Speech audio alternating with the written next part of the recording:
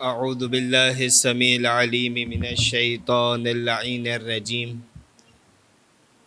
بسم اللہ الرحمن الرحیم رب اشرح لی صدری ویسر لی امری واحلل عقدۃ من لسانی یفقہوا قولی الحمد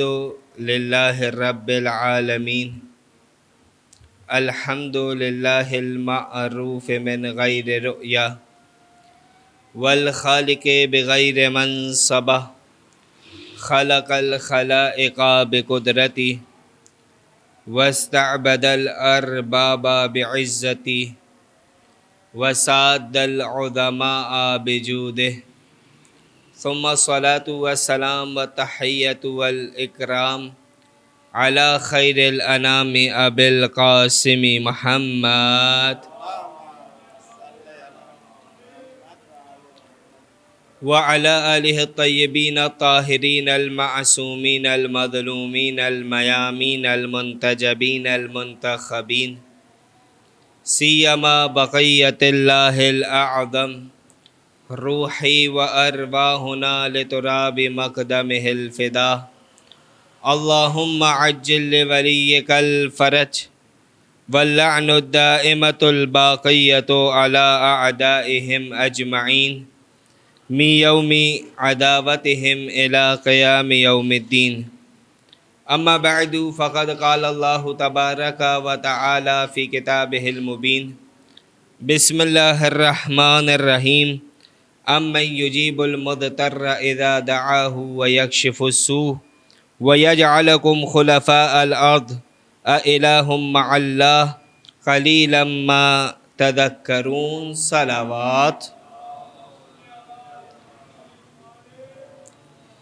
بسم اللہ الرحمن الرحیم اللہم کل ولیک الحجۃ ابن الحسن صلواتک علیہ وعلی آبائہ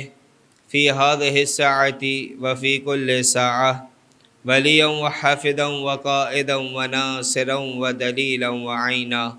حتی تسکنہ ارضک طوعا وتمتعہ فیہا طویلا صلوات۔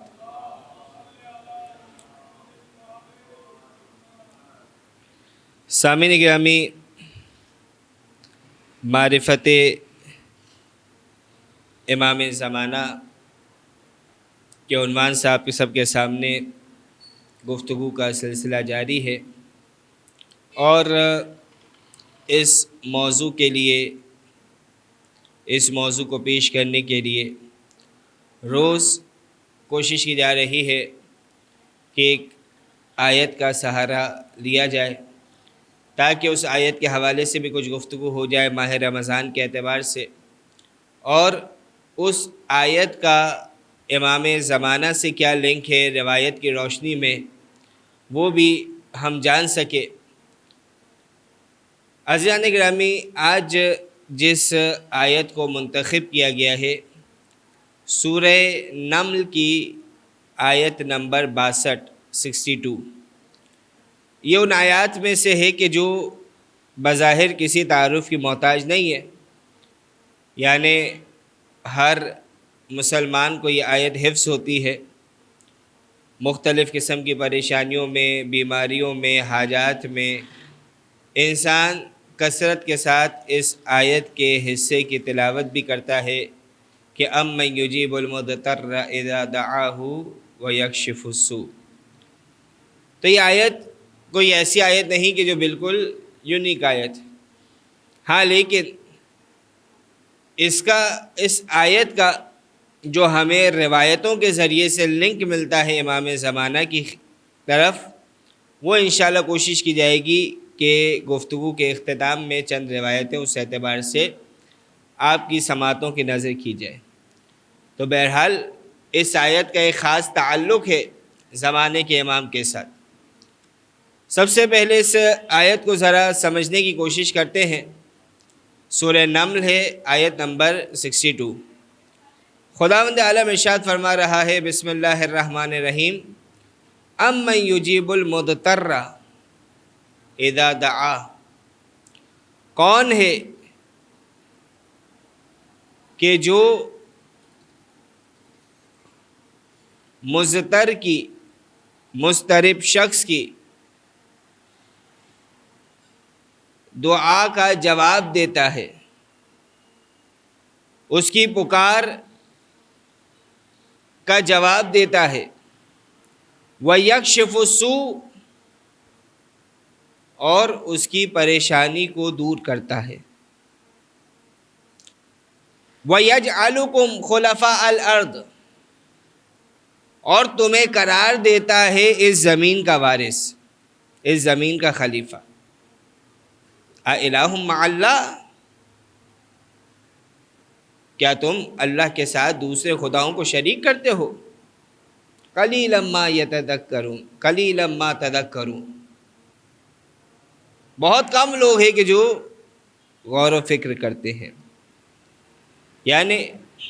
اس آیت میں کچھ چیزیں خداوند عالم نے انسانوں پر واضح کر دی کہ خداوند عالم انسان کو جواب بھی دیتا ہے، انسان پر سے تکلیفوں کو دور بھی کرتا ہے، پریشانیاں مٹاتا بھی ہے، لیکن ساتھ میں ایک شرط یہاں پہ خداوند عالم نے بیان فرمائی ہے، کیا؟ اذا دعاہ، کہ جب یہ انسان اسے پکارتا ہے، یعنی پہلے خدا کو جب پکارتا ہے تو خدا اس کی پکار کا جواب بھی دیتا ہے اور اس پر پریشانی کو دور بھی کرتا ہے۔ امن یجیب المضطر اذا دعاہ ویکشف السوء، یہاں پر اگر دعا کے اعتبار سے ہی دیکھیں تو قرآن مجید میں مختلف مقامات پر خداوند عالم نے انسان کو اس بات پہ ابھارا ہے کہ انسان خدا سے راز و نیاز کرے، خدا کو پکارے۔ کبھی خداوند عالم فرماتا ہے ادعونی استجب لکم، کہ تم مجھے پکارو میں تمہاری پکار کا جواب دیتا ہوں، تم مجھ سے دعا کرو میں تمہاری دعا کو قبول کرتا ہوں۔ کبھی خداوند عالم فرماتا ہے اذا سألک عبادی انی فانی قریب اجیب دعوت الداعی اذا دعان فلیستجیبوا لی، کہ جب میرے بندے میرے متعلق تم سے سوال کرے تو کہہ دو کہ میں قریب ہوں ان سے، ایسا نہیں کہ میں بہت دور ہوں ان سے، نہیں، بلکہ دیگر مقام پہ خدا فرماتا ہے کہ ہم انسان سے اس کی شہرک سے بھی زیادہ قریب ہے۔ تو اے حبیب کہہ دیجئے کہ میں ان سے قریب ہوں، اجیب دعوت الداعی اذا دعان، میں پکارنے والے کی پکار کا جواب بھی دیتا ہوں کہ جب وہ پکارے۔ یہاں بھی شرط کیا لگائی گئی ہے؟ جب وہ پکارے، یعنی انسان کے لیے اسے شرط قرار دیا گیا ہے کہ دعا تو قبول ہوگی لیکن دعا مانگو تو صحیح خدا کی بارگاہ میں، خدا سے طلب کرو گے تو خدا عطا کرے گا۔ خدا کی بارگاہ میں انسان دعا کرے،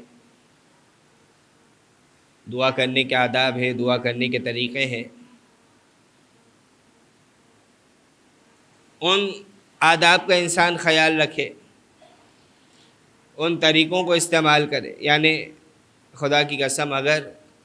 معصومین علیہ السلام نے ہمیں خدا سے مانگنا سکھایا نہ ہوتا تو ہم یہ بھی نہیں جانتے تھے کہ اللہ سے مانگنا ہے تو کیسے مانگو۔ یعنی ہم تو وہ فقیر ہیں کہ جنہیں مانگنے کا طریقہ تک نہیں آتا۔ یہ اہل بیت علیہ السلام کا ہم پر کرم ہے کہ انہوں نے بتایا کہ خدا سے طلب کرنا ہے تو کیسے کرو، خدا سے مانگنا ہے تو کیسے مانگو، اور ایک دعاؤں کا ذخیرہ ہمارے درمیان موجود ہے۔ مولا کائنات کی دعائیں موجود ہیں ہمارے سامنے، دعائے کمیل واقعاً عظیم دعا، انشاءاللہ کل اس کی تلاوت کریں گے آپ سب، ہم سب انشاءاللہ۔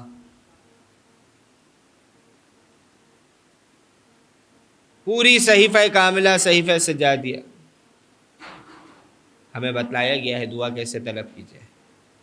اب جب تذکرہ ہوا تو یہ آخری عشرہ ماہ رمضان کا آدھے سے زیادہ گزر چکا، بس چند راتیں ماہ رمضان کی رہ گئی۔ لہٰذا کوشش کیجیے کہ صحیفہ سجادیہ میں ماہ رمضان سے متعلق دو دعائیں بہت مشہور، ایک آمد ماہ رمضان کی کہ چاند جب نظر آ جائے تو یہ دعا پڑھو، چوتھے امام نے دعا بیان فرمائی۔ دوسری دعا ماہ رمضان کو رخصت کرتے ہوئے، اور واقعاً عجیب مفاہیم اس دعا میں ہمیں نظر آتے ہیں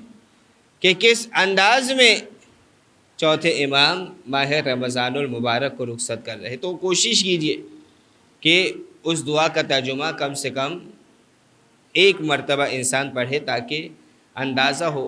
دعا تو انسان مانگ رہا ہے، وہ دعا کی جو معصوم نے سکھائی، ساتھ میں یہ اندازہ ہو کہ وہ کون سا مہینہ ہم سے رخصت ہو رہا ہے، کیا مرتبہ تھا اس مہینے کا، کیا مقام تھا اس مہینے کا، یہ مہینہ ہم سے جدا ہو رہا ہے۔ تو دعا ادعونی استجب لکم اذا سألک عبادی عنی فانی قریب اجیب دعوت الداعی اذا دعان فلیستجیبوا لی امن یجیب المضطر اذا دعاہ ویکشف السوء۔ عزیزان گرامی، دعا کے آداب بیان فرمائے جا رہے کہ جب انسان دعا مانگے تو اول و آخر درود پڑھے، درود پڑھے۔ یعنی ایک بہرحال جدید زمانہ ہے، فقط سمجھانے کے لیے مثال آپ کے سامنے پیش کر رہا۔ آج کے زمانے میں جہاں ایک ہیکنگ کا سلسلہ ہے، انسان کی کمیونیکیشن کوئی پڑھ لیتا ہے، کسی کے پاس چلی جاتی ہے، تو ایک طریقہ استعمال کیا جاتا ہے، بظاہر ہمیں خبر بھی نہیں ہوتی لیکن بہرحال سافٹ ویئر استعمال کر رہے ہیں، اسے کہتے ہیں انکرپشن۔ یعنی میں نے اپنے گھر میں میسیج کیا کسی بھی سافٹ ویئر کے ذریعے سے، اب میں نے جو میسیج لکھ کر انٹر کا بٹن دبایا، اب وہ میسیج انکرپٹ ہو جاتا ہے، پورے راستے سفر کرتے ہوئے میرے گھر والوں تک پہنچتا ہے۔ راستے میں اس میسیج کو کوئی چیک نہیں کر سکتا، نہ وہ میسیج مس ہوتا۔ جب وہ میرے گھر والوں کے پاس پہنچتا ہے تو اس وقت وہ ہوتا ہے ڈیکرپٹ، وہ جو انکرپشن ہوتی ہے وہ اس پر سے ہٹ جاتی ہے، اب گھر والے میرا میسیج پڑھ لیتے ہیں اور اسی انداز میں اس کا جواب آتا ہے۔ اس کا فائدہ کیا ہوتا ہے؟ فائدہ یہ ہوتا ہے کہ نہ میسیج آپ کا کوئی پڑھ سکتا ہے، نہ آپ کا میسیج ضائع ہو سکتا ہے۔ یعنی بہرحال انسانی بنائی ہوئی چیز ہے، غلطی کا امکان ہر جگہ موجود، لیکن یہ یاد رکھیے کہ خدا کی بنائی ہوئی چیز میں غلطی کا امکان نہیں ہے۔ روایتوں کا مفہوم ملتا ہے کہ اگر علماء بیان کرتے ہیں کہ اگر دعا کے اول و آخر محمد و آل محمد پہ درود بھیجا جائے تو وہ دعا پھر کسی منزل پہ رکا نہیں کرتی ہے، سیدھا خدا بند عالم تک پہنچا کرتی ہے۔ صلی اللہ محمد و آل محمد، پھر وہ دعا ضائع نہیں ہوا کرتی ہے۔ تو انسان خلوص دل سے دعا مانگے، ہاں، لیکن اگر انسان مسلسل دعا مانگ رہا ہے، اس کی دعا قبول نہیں ہو رہی، تو اس کے مختلف اسباب ہوا کرتے ہیں، مختلف مشکلات ہوا کرتی ہے کہ جس کی وجہ سے اس کی دعا قبول نہیں ہوتی۔ یعنی خود مولا کائنات علی بن ابی طالب علیہ السلام، دعا کمیل کی بات ہوئی نا، شب جمعہ ہم تلاوت کرتے ہیں، خود وہاں پر جب گناہوں کی معافی طلب کی جا رہی تو وہاں ایک جملہ ہم جو تلاوت کرتے ہیں کہ اللہم اغفر لی الذنوب التی تحبس الدعاء، جہاں گناہ کے مختلف اثرات ہوتے ہیں وہاں ایک اثر گناہ کا ہمیں یہ نظر آتا ہے کہ وہ دعا کو قبولیت تک نہیں جانے دیتے، جو دعا کی قبولیت میں رکاوٹ پیدا کرتے۔ تو مولا یہ طریقہ بیان فرما رہے کہ انسان اپنے گناہ پہ پشیمان ہو، ان گناہوں کو اپنی زندگی سے نکالے، ان عادتوں کو اپنی زندگی سے نکالے، اور جو وہ گناہ کر چکا ہے خداوند عالم سے اس کی معافی طلب کرے کہ خدایا میرے ان گناہوں کو معاف فرما دے، کہ جو دعا کی قبول نہ ہونے کا سبب بنتے ہیں، جو دعا کی قبولیت کو روک دیتے ہیں۔ عزیزان گرامی، تو اس طریقے سے کچھ چیزیں ہیں کہ جو ہماری دعاؤں کو قبول نہیں ہونے دیتی۔ ہاں، لیکن کبھی کبھار کچھ اور وجوہات بھی ہوتی ہے کہ جن کی وجہ سے ہماری دعا قبول نہیں ہو رہی ہوتی اور ہم پریشان ہو رہے ہوتے۔ اب بہرحال یہ دعا آیت کو جب سلیکٹ کیا ہے تو کچھ دعا کے حوالے سے بتانا بھی حق بنتا ہے۔ ماہ رمضان کا آخری ایام، انشاءاللہ اپنے موضوع کی جانب بھی آئیں گے اور اب بھی موضوع پر ہی ہے۔ کچھ اور چیزیں بھی ہیں کہ بظاہر انسان کو لگ رہا ہوتا کہ دعا قبول نہیں ہو رہی۔ یعنی مثال کے طور پر ایک چھوٹی سی مثال دوں، اگر آپ کا بچہ، چھوٹا بچہ ہے، 3-4 سال کا، 4 سال کا، 5 سال کا بچہ، اگر وہ آپ سے کہتا ہے کہ مجھے چاکلیٹ دلا دو، آپ نے اسے چاکلیٹ دلا دی، اب وہ اس کا گلا شدید خراب ہے، پروردگار تمام بیماروں کو شفا یاب فرمائے، بچے کا گلا شدید خراب، اینٹی بایوٹکس پہ چل رہا ہے، اگر وہ آپ سے ضد کرے کہ مجھے برف والی کلفی کھانی ہے، تو آپ اپنے بچے کو وہ کلفی دیں گے؟ وہ روتا رہ جائے گا، چیختا رہ جائے گا، ضد کرتا رہ جائے گا، ہر طرح کے حربے استعمال کر کے دیکھ لے گا۔ یعنی واقعاً انسان اگر خدا کو منانا چاہتا ہے، خدا سے کچھ حاصل کرنا چاہتا ہے، دیکھے کہ بچہ اپنے ماں باپ سے کیسے ضد کرتا ہے، یعنی جو چاہیے ہوتا ہے وہ نکلوا کے لیتا ہے۔ یعنی ہم تو خدا سے اس انداز میں بھی طلب نہیں کرتے کہ جیسے ایک بچہ اپنے والدین سے طلب کرتا ہے، لیکن جب آپ دیکھ رہے ہیں کہ یہ چیز اس کے لیے نقصان دہ ہے تو آپ دیں گے اسے وہ چیز؟ کبھی نہیں دیں گے۔ آپ معلوم ہے ابھی اینٹی بایوٹک کا کورس چل رہا ہے، نعوذ باللہ خدا نہ کرے معاملہ سیریس ہو جائے گا، سیویئر ہو جائے گا اگر اسے وہ برف والی کلفی دے دی گئی۔ اب وہ بچہ،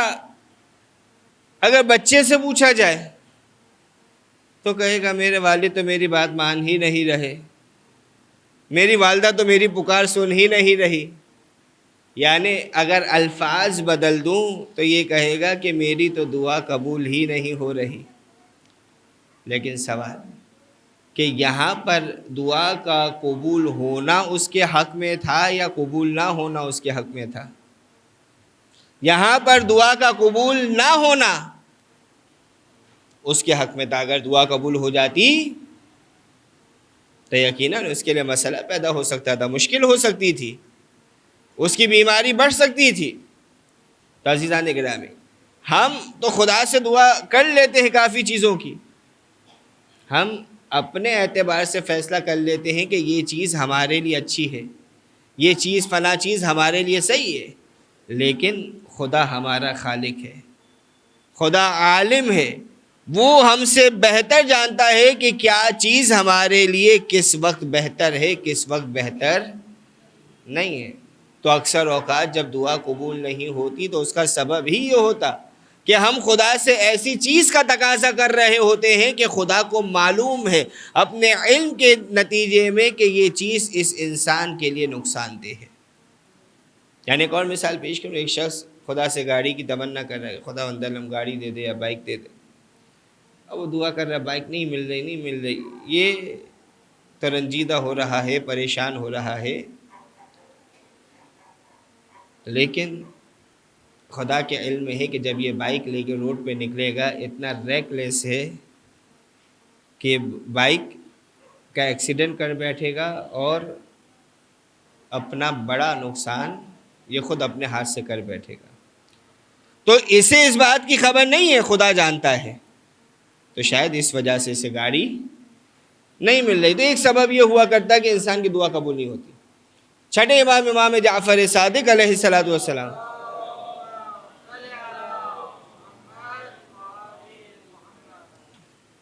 فرماتے ہیں کہ کبھی کبھار ایسا ہوتا کہ بندے کے مناجات کا طریقہ بندے کا خدا سے مانگنے کا طریقہ، بندے کا خدا سے راز و نیاز کرنے کا طریقہ خدا کو اس قدر پسند آتا ہے کہ خداوند عالم یہ چاہتا ہے کہ یہ بندہ مجھ سے راز و نیاز کرتا رہے، یہ بندہ مجھ سے مانگتا رہے، اور اس وجہ سے خدا اس کی دعا کی قبولیت میں تاخیر کرتا ہے۔ اچھا، اب یہاں پر سوال کہ دعا قبول نہیں ہو رہی یا دعا کی قبولیت میں تاخیر ہو رہی، کوئی بھی ایکس وائی زی ریزن رہا ہو، جو بندہ دعا مانگ رہا ہے اس کا اس میں کیا فائدہ پوشیدہ ہے؟ ہم تو فائدے کے پیچھے بھاگتے ہیں نا، کہ کہاں دو پیسے کا فائدہ ہے وہ چیز ہم حاصل کر لیں، میٹیریلسٹک اپروچ ہے ہماری، مادی سوچ ہے، مادی فکر ہے۔ تو چھٹے امام خود فرماتے ہیں کہ جب بروز محشر انسان کے سامنے نامہ اعمال پیش کیا جائے گا تو اس نامہ اعمال میں کئی ایک ایسی نیکیاں ہوگی کہ جس کے بارے میں انسان کو پتہ نہیں ہوگا کہ یہ کہاں سے آ گئی۔ اس وقت یہ انسان فرشتوں سے سوال کرے گا کہ یہ تو میں نے کام دنیا میں اچھا انجام دیا ہی نہیں تھا،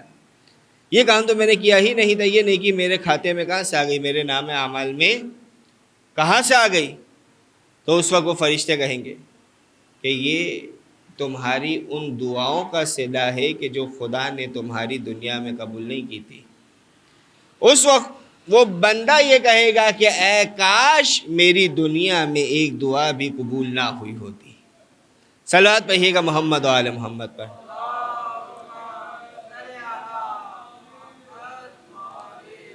عزیزان گرامی، اس آیت کے حوالے سے ایک اور آخری چیز آپ کے سامنے بیان کریں کہ پھر دوبارہ ذرا سا دعا کی طرف آئیں گے اور پھر امام زمانہ کی جانب۔ امن یجیب المضطر اذا دعا، کون ہے کہ جو مضطرب کی پکار کا جواب دیتا ہے، وَيَكْشِفُ السُّوءَ، اور اس کی اس فریاد کو، اس کی مشکل کو دور کرتا ہے۔ یہاں پر ضروری نہیں کہ پکارنے والا انسان ہو، مسلمان ہو، نہیں،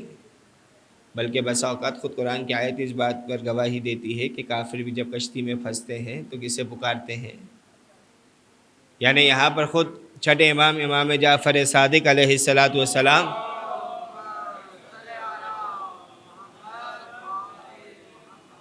مولا کا ایک مناظرہ نظر آتا ہے ایک دہریے کے ساتھ، وہ شخص کے جو خدا کو نہیں مانتا اسے کہتے دہریہ۔ وہ مولا کے پاس آتا ہے دلیل پیش کرنے کہ آج تو مولا کے سامنے میں ثابت کر دوں گا کہ کوئی بھی خدا نہیں ہے۔ اب وہ مولا اس سے سوال کرتے ہیں کہ تم نے کبھی کشتی میں سفر کیا ہے؟ وہ کہتا ہے کہ جی اکثر میرا سفر کشتی میں ہی رہتا ہے۔ کہا کہ کبھی ایسا ہوا ہے کہ کشتی میں سفر کے دوران سمندر میں بھنور آ گیا ہو، طوفان آ گیا ہو؟ وہ شخص کہتا ہے کہ جی ایسا بھی اکثر ہوتا ہے کہ جب انسان کشتی میں سفر کر رہا ہے، طویل سفر ہے، راستے میں بھنور آ گیا، طوفان آ گیا۔ کہا کہ کبھی ایسی سچویشن کا سامنا ہوا ہے کہ تمہیں اس قدر خوف پیدا ہو گیا ہو کہ اب یہ کشتی ڈوب کر ہی رہے گی، یہاں پر موجود کوئی شخص تمہاری مدد نہیں کر سکتا، کشتی میں موجود کوئی شخص تمہاری مدد نہیں کر سکتا، بس یہ کشتی ڈوب کر ہی رہے گی؟ اس نے کہا کہ ہاں ایسا بھی ہوتا ہے کہ جب طوفان شدت اختیار پکڑ جائے تو انسان تمام ظاہری اسباب سے نا امید ہو جاتا ہے۔ اب مولا سوال کرتے ہیں کیا اس وقت بھی دل میں کوئی امید کی کرن ایسی ہوتی ہے کہ جو تمہیں بتا رہی ہوتی ہے کہ شاید تم بچ جاؤ؟ کہا کہ کوئی امید کی کرن دل میں ہوتی ہے کہ تمہیں آسرا ہوتا ہے کہ شاید میں بچ جاؤں گا، میری جان بچ جائے گی؟ وہ شخص کہتا ہے جی مولا ایسا بالکل ہوتا ہے۔ کہا وہی جو آخری امید کی کرن ہے، جب تمام ظاہری اسباب سے تم نا امید ہو جاؤ، وہی خدا بند عالم اللہ رب العزت تبارک و تعالی کی ذات ہے۔ صلی علی محمد وعلی محمد۔ یعنی خدا بند عالم کی ذات وہ ہے کہ جب انسان تمام تر اسباب سے، ظاہری اسباب سے نا امید ہو جائے تو اس وقت جو ذات انسان کے دل کی آخری امید ہوتی ہے وہ ہے اللہ۔ تو بات ہے دعا پر۔ اب ایک سوال کہ جو ہمارے موضوع سے متعلق بھی ہے کہ آخر امام زمانہ کے لیے دعا کیوں کریں؟ جیسے ہمیں تاکید کی جاتی ہے نا، خود شب قدر میں بھی آپ کے سامنے بیان فرمایا گیا تھا کہ دعائے سلامتی امام زمانہ کی کثرت سے تلاوت کرنی ہے۔ کیا امام زمانہ کو سلامتی کی ضرورت ہے کہ ہم مولا کے لیے دعا کریں؟ یا اس سے بڑھ کے سوال کہ کیا خود زمانے کے امام کو ہماری دعاؤں کی ضرورت ہے جبکہ ہم ان کے محتاج نظر آتے ہیں؟ تو سوال اپنے مقام پر ہے اور حقیقت بھی ہے۔ مولا کو اس چیز کی ضرورت نہیں کہ ہم ان کی سلامتی کی دعا کریں، نہیں، ضرورت نہیں ہے۔ خداوند عالم نے انہیں سلامت رکھا ہے، خداوند عالم ان کی حفاظت کر رہا، لیکن ہمارا کام ہے اطاعت کرنا۔ پہلا جواب، ہمارا کام ہے اطاعت کرنا۔ ہمیں یہ تاکید کی گئی کہ تمہارا حق ہے اپنے زمانے کے امام پر، تمہارے لیے فرض ہے کہ تم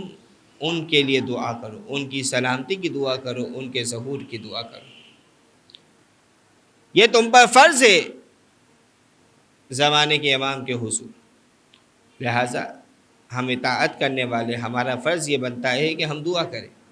اب آئیے دوسری بات، خود روایتوں کا مفہوم ملتا ہے کہ حقیقت میں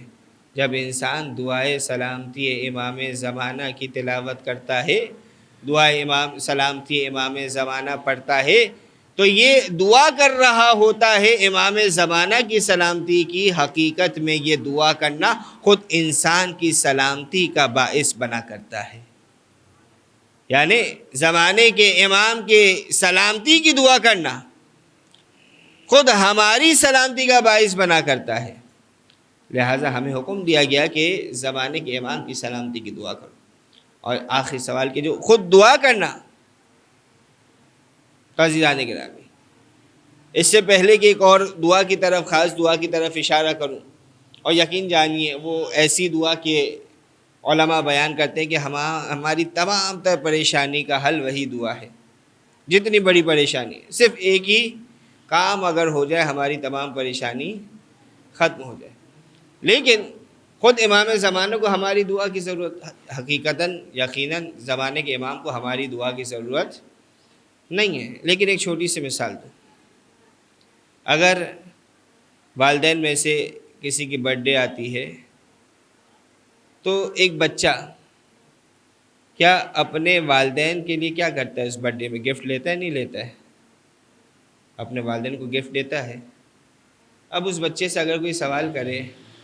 کہ تم نے اپنے ماں باپ کو گفٹ دیا ہے، کیا تمہارے ماں باپ کو تمہاری گفٹ کی ضرورت ہے؟ یعنی حقیقت میں اگر دیکھا جائے تو سلسلہ کچھ ایسا ہوتا ہے کہ خود ماں باپ کے پیسوں سے خریدا ہوا تحفہ ہوتا ہے کہ جو بچہ اپنے ماں باپ کو دے رہا ہوتا ہے۔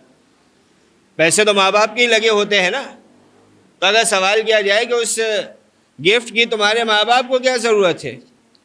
تو وہ بچہ یہ کہے گا کہ انہیں یقیناً میرے گفٹ کی ضرورت نہیں ہے، لیکن میں ان سے محبت کرتا ہوں، یہ میری محبت کا تقاضا ہے کہ میں انہیں تحفہ پیش کروں۔ زمانے کے امام کو یقیناً ہماری دعاؤں کی ضرورت نہیں ہے، لیکن ہمارا ان سے محبت کرنا اس بات کا متقاضی ہے، اس بات کا تقاضا کرتا ہے کہ ہم زمانے کے امام کے لیے دعا بھی کریں، ان کے ظہور کی بھی دعا کریں، ان کے سلامتی کی بھی دعا کریں۔ صلوات پڑھیے گا محمد و آل محمد پر۔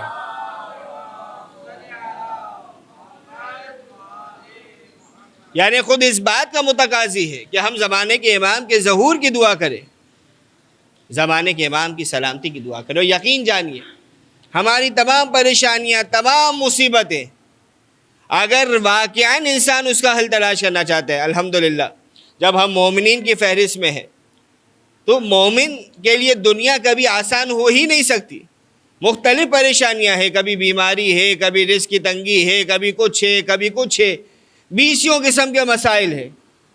ہر پریشانی کا، ہر مصیبت کا حل فقط ایک ہی ہے، وہ یہ کہ خدا امام زمانہ کا ظہور فرما دے۔ ہر مشکل کا حل یہی ہے، یہ تو حقیقی حل۔ اور انسان خود اگر اپنی زندگی میں کچھ آسانی چاہتا ہے، ابھی زمانے کے امام غیبت میں ہے نا، زمانے کے امام غیبت میں، لیکن کچھ آسانی اگر انسان چاہتا ہے، اس کا حل کیا بیان کیا جاتا ہے؟ اللہم عجل لولیک الفرج۔ یعنی جو حقیقتاً ہم زمانے کے امام کے ظہور کی دعا مانگتے ہیں، اللہم عجل لولیک الفرج،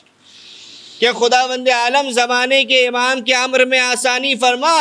حقیقت میں ان کے لیے آسانی طلب کرنا ہمارے امور کو آسان کیا کرتا ہے۔ جیسے وہاں پر آپ نے فرمایا تھا کہ ہم سلامتی کس کے لیے طلب کر رہے ہیں؟ زمانے کے امام کے لیے سلامتی طلب کی جا رہی ہے، لیکن حقیقت میں یہ ہماری سلامتی کا باعث بن رہا۔ تو جب ہم زمانے کے امام کے لیے آسانی طلب کر رہے ہیں، ان کے ظہور میں جلدی کی دعا مانگ رہے، تو یہ ہمارے لیے، ہماری زندگی میں اس سے آسانیاں پیدا ہو رہی، ہماری مشکلات ختم ہو رہی۔ تو یاد رکھیے، بڑی سے بڑی مشکل ہو، بڑی سے بڑی پریشانی ہو، بیماری ہو، رزق کی تنگی ہو، کچھ بھی ہو، اس دعا کو ہرگز فراموش نہ کیجیے۔ کیا کہ اللہم عجل لولیک الفرج، اللہم عجل لولیک الفرج۔ صلوات پڑھیے گا محمد و آل محمد پر۔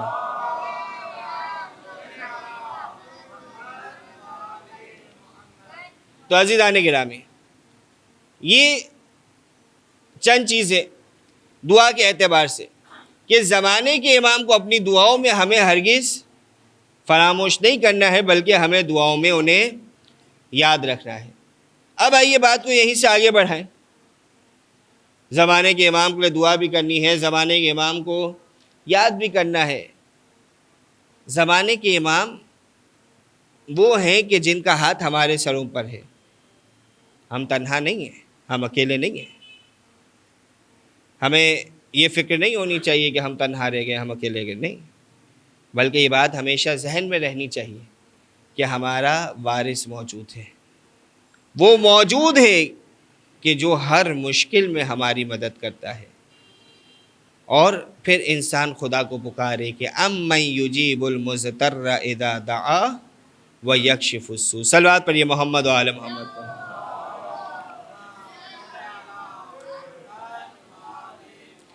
اب یہاں پر اس حوالے سے ایک روایت آپ کے سماعتوں کی نظر کرنا چاہوں گا کہ چھٹے امام، امام جعفر صادق علیہ السلام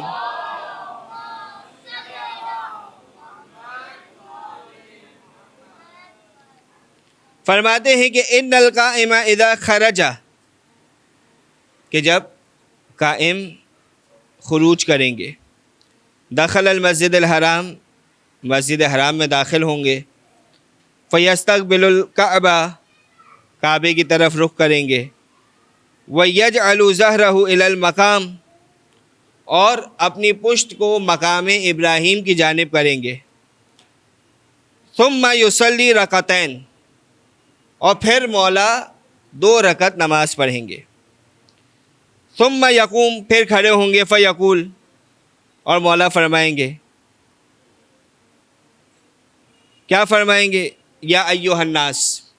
اے لوگوں، انا اولی الناس بآدم، کہ میں سب سے زیادہ آدم سے نزدیک ترین ہوں۔ یا ایھا الناس انا اولی الناس بابراہیم، اے لوگوں، میں ابراہیم سے سب سے زیادہ نزدیک ترین ہوں۔ یا ایھا الناس انا اولی الناس باسماعیل، اے لوگوں، میں اسماعیل سے سب سے زیادہ نزدیک ترین ہوں۔ یا ایھا الناس انا اولی الناس بمحمد، اے لوگوں، میں محمد مصطفیٰ صلی اللہ علیہ وآلہ وسلم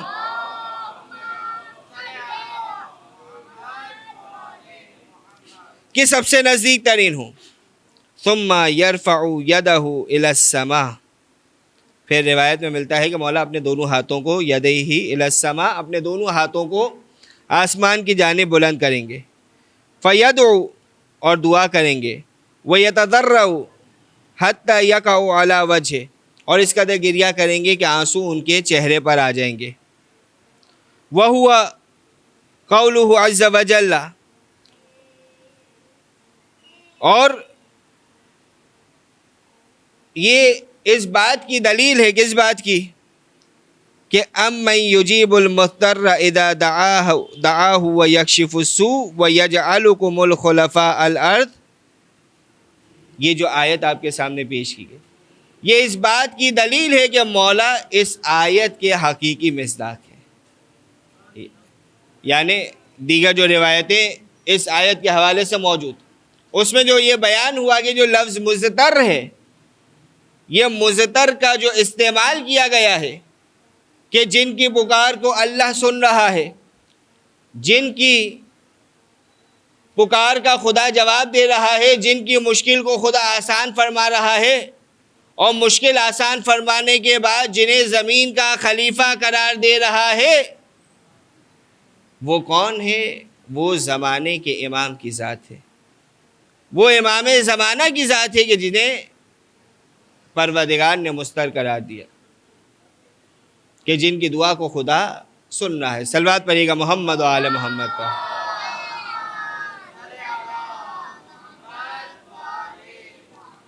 عزیزان گرامی،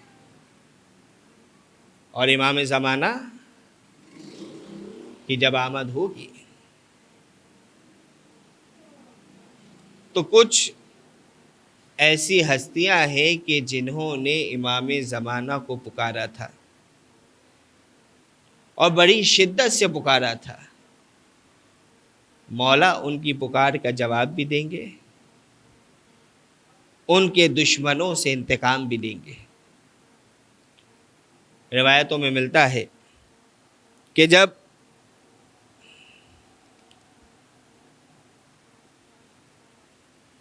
مسلمان شہزادی کونین کے دروازے پر جمع ہوئے تھے، جب دروازے پر لکڑیاں لائی گئی تھی، جب دروازے پر آگ جلائی گئی تھی، جب شہزادی کونین کے پہلو کو شکستہ کیا گیا تھا، جب جلتا ہوا دروازہ شہزادی پہ گرایا گیا تھا، جب محسن کی شہادت واقع ہوئی تھی، عزاداروں جب شہزادی کو ٹھوکر لگی تھی نا، علماء بیان کرتے ہیں کہ اس وقت ایک فکرہ شہزادی کونین کی زبان سے نکلا تھا کہ یا مہدی نہ ادرکنا، اے ہمارے مہدی ہماری مدد کو آئیے.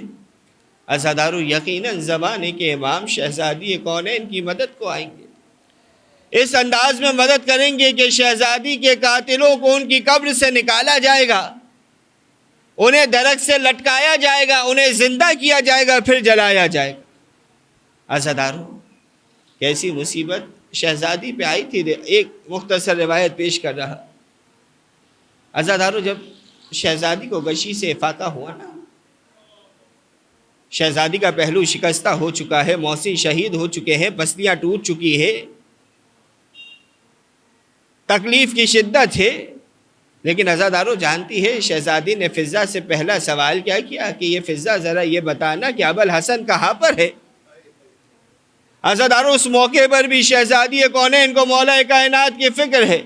روایت میں ملتا ہے کہ فضہ نے اشارہ کیا، شہزادی نے کیا دیکھا کہ علی کے گلے میں رسیاں باندھی گئی ہے، علی کو پکڑ کے یہ لوگ گھر سے باہر لے جا رہے ہیں. ایک مرتبہ شہزادی کونین آگے بڑھتی ہے، عزادارو مولا کے دامن کو پکڑا ہے، کسی صورت چھوڑنے کو تیار نہیں. ظالم نے جب اس منظر کو دیکھا، ایک مرتبہ کنفوز ملعون کو اشارہ کیا، عزادارو وہ لائن آگے بڑھتا ہے، اپنا تازیانہ نکالتا ہے، کنفوس کا تازیانہ.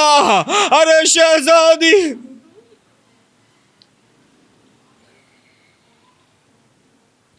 الا ولعنت اللہ علی القوم الظالمین وسیعلم الذین ظلموا ای منقلب ینقلبون. بار الہ ذکر کو اپنی بارگاہ میں قبول فرما. بار محمد و آل محمد کا واسطہ، زمانے کے امام کا واسطہ، شہزادی کونین کا واسطہ، ہمارے گناہان کبیرہ و صغیرہ کو معاف فرما، ہمارے مرحومین کی مغفرت فرما. بار الہ کوئی غم نہ دے سوائے غم اہل بیت کے. بارہ زمانے کے امام کا واسطہ دیتے ہیں، شہزادی کونین کا واسطہ دیتے ہیں، تمام مومنین و مومنات کی پریشانیوں کو، مشکلوں کو دور فرما دے۔ بارہ جو بھی مومنین و مومنات بیمار ہے، حاضرین مجلس میں جو بیمار ہے، شہزادی کونین کا واسطہ دیتے ہیں، زمانے کے امام کا واسطہ دیتے ہیں، تمام کو شفا کاملہ و عاجلہ عنایت فرما۔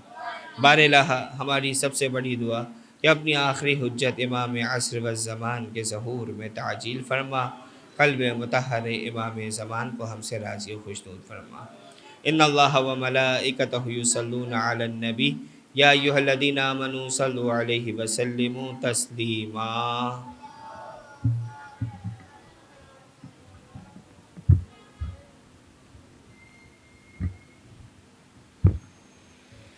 بر محمد و آل محمد صلوات۔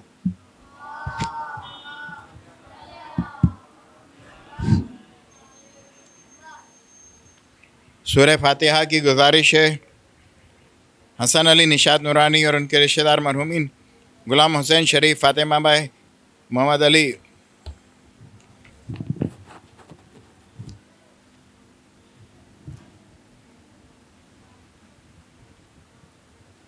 فاطمہ بھائی محمد علی سید حسن نواب لیلا بنت غلام حسین زیرہ بنت غلام حسین حبیب علی اساریہ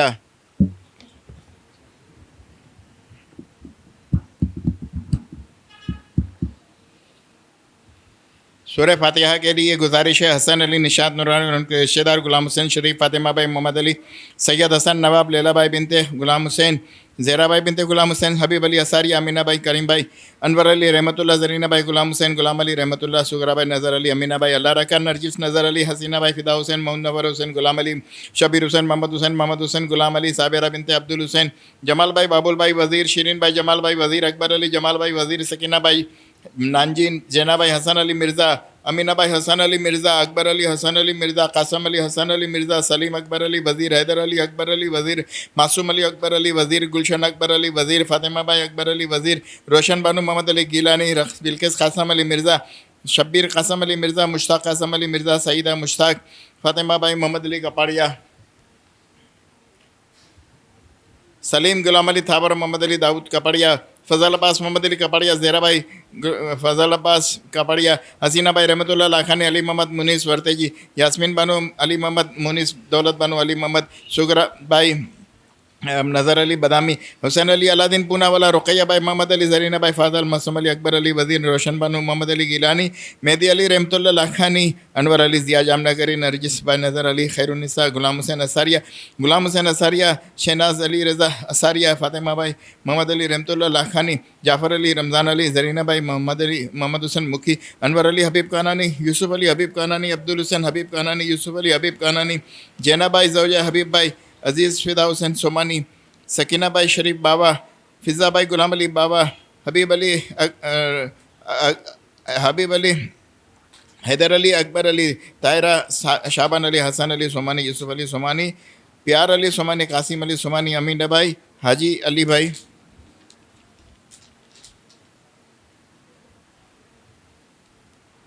سغرا بھائی لال جی پیر بھائی بھیم جی غلام علی پیر بھائی عبدالرسول پیر بھائی مریم بھائی نور محمد شیرین بھائی نور محمد شربانو پیر بھائی اول بھائی زوجہ پیر بھائی زیرہ بھائی بنت محمد علی والجی سکینہ بھائی زوجہ پیر بھائی شاکر حسین غلام علی خیر النساء فدا حسین محمد حسین غلام علی محمد علی رحمۃ اللہ پیر بھائی سجاد حسین محمد علی رحمۃ اللہ نور محمد راجپر رمضان علی نور محمد شابان علی نور محمد علی رضا ہاشم بھائی منیرہ بنت پیار علی سراج عبدالرسول دولت بانو نصیر علی رضا حسین غلام علی کانانی علی اصغر علی کانجی منصورہ بنت عبدالرسول بچو علی ملجم ممدانی زینب بھائی بنت سلیمان شیربان و رحمۃ اللہ شیرین بھائی سلیمان راجپر احمد علی حاجی جیراج امیر علی احمد علی جابر علی حاجی جیراج فدا حسین کھوجا نور بانو زوجہ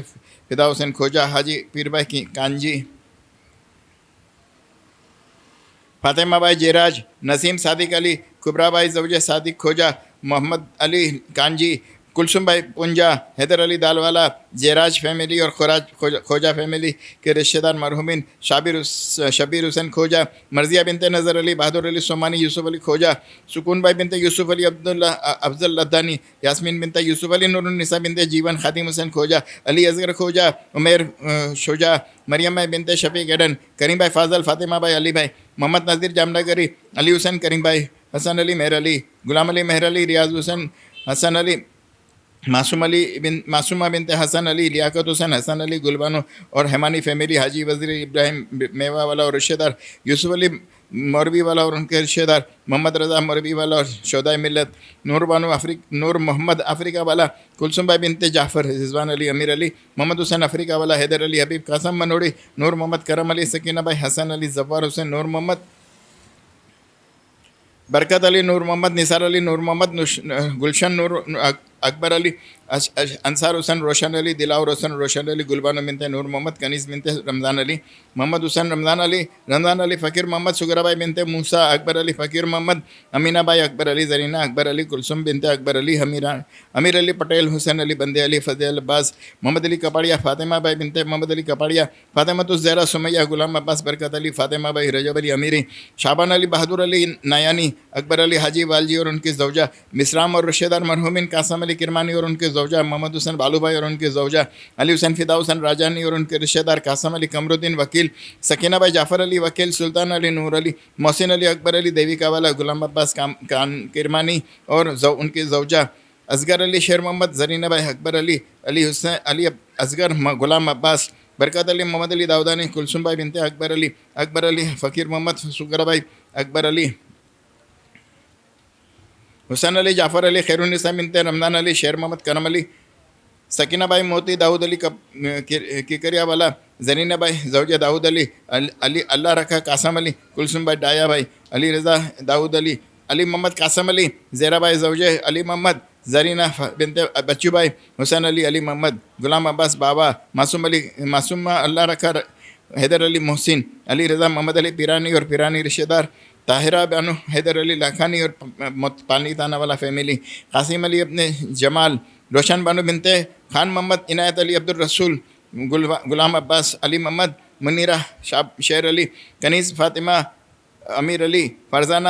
روشن علی کرجت والا، حاجی ڈاکٹر یوسف تھاورانی، رضیہ عبد المہدی زوجہ یوسف تھاورانی، علی رضا باخر علی کھیتانی، محمد امین کھیتانی، رجب علی بندے علی، فاطمہ بھائی بنت محمد کمجی، یاسمین بنت اکبر علی، زیب النساء، رجب علی، عابد حسین، محمد حسین، محمد علی، محسن علی، حسن علی، سجاد علی، رجب علی کیرا والا، رجب علی، غلام حسین سایانی، زیرہ بانو بنت قاسم علی، حبیب علی، فدا حسین آزاد، لیلا بانو، حاجی بھائی فدا حسین، غلام حسین، سگرا بھائی لدا دیو جی، سکینہ بھائی غلام حسین، صابرہ فدا حسین، بلال حسین، علی رضا، برکت علی شیر علی، روشن علی نذیری، فضا بانو شابان علی، گلبانو کریم خیمجی، میناس علی لاکھانی، فضا بانو بندے علی، رجب علی سومجی اور ان کے رشتہ دار، شمیم خادم حسین اور ان کے رشتہ دار، حبیب علی شیر علی اور ان کے رشتہ دار، شیرین بنت حسین مرچنٹ اور ان کے رشتہ دار، حیدر علی ترابی اور زوجہ، محمد حسین، امیر علی زبیر، عبد الحسین کانانی، سگرا بھائی بنت حاجی بھائی، امیر علی زبیر بھائی، شیربانو زوجہ عبد الحسین، فاطمہ بھائی حاجی بھائی اور ان کے رشتہ دار، زہرہ بنت حسن علی والجی، جاوید وزیر علی دال والا، دوست محمد لاکھانی، فیروزہ بنت بچو بھائی، عبیدہ بنت دوست محمد، رمضان علی کھیتانی، رضا حسین بادامی، فضا بانو جیون، زبیر بھائی اور ان کی فیملی، پٹیل صاحب اور ان کی فیملی، یوسف علی جمانی، خیر النساء جمانی، پارپیا داتو اور بندے علی فیملی، عابدہ بنت عبد الحسین دیوجانی اور ساجو فیملی کے تمام رشتہ دار مرحومین، تمام مراجع کرام مرحومین، تمام علماء عظام مرحومین، تمام شہدائے ملت، اس امام بارگاہ کے تمام کارکنان اور ارکان مرحومین، اور آپ سب کے مرحومین، مولانا سب کے مرحومین، اور جن کا کوئی فاتحہ پڑھنے والا نہیں رہا ان سب کے لیے سورہ مبارکۃ الفاتحہ۔ بسم اللہ الرحمن الرحیم، الحمد للہ رب العالمین، الرحمن الرحیم، مالک یوم الدین، ایاک نعبد و ایاک نستعین، اہدنا الصراط المستقیم، صراط الذین انعمت علیہم غیر المغضوب علیہم ولا الضالین۔ بسم اللہ الرحمن الرحیم، قل هو اللہ احد، اللہ الصمد، لم يلد ولم يولد ولم يكن له كفوا أحد. بسم الله الرحمن الرحيم. قل هو الله أحد الله الصمد لم يلد ولم يولد ولم يكن له كفوا أحد. بسم الله الرحمن الرحيم. قل هو الله أحد الله الصمد لم يلد ولم يولد ولم يكن له كفوا أحد. اللهم اغفر للمؤمنين والمؤمنات والمسلمين والمسلمات